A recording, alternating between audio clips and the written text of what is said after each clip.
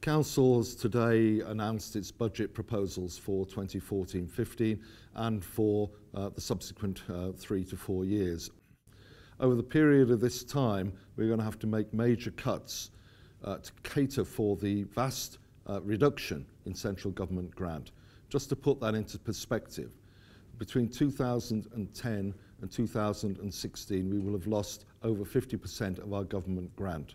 The impact of that on our spending is very significant.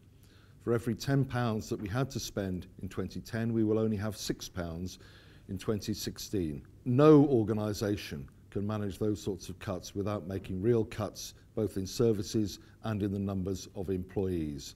Regrettably, this will have an impact on our staff and on the levels of services.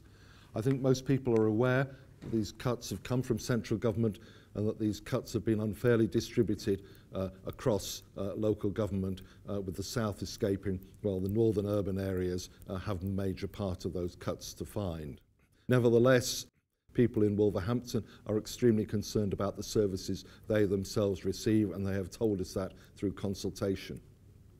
As an outcome of this consultation, we are doing all we can to ensure that some of our service facilities, like Central Baths and Bantock, can be sustained by taking a more commercial approach and ensuring that they raise more income and that more of our partners are able to contribute to managing those services. We've also responded to the consultation by adding a small number of extra neighbourhood wardens.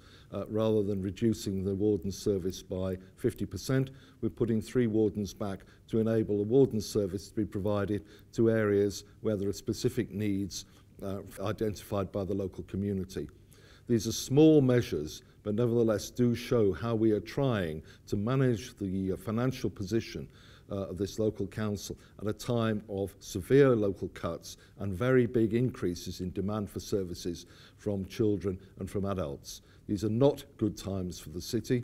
We are going to manage this difficult times as well as we can, and we are going to ensure that there are legal budgets set, not just for 2014-15, but for 2015 and for subsequent years, to try and protect what we can in these incredibly challenging circumstances.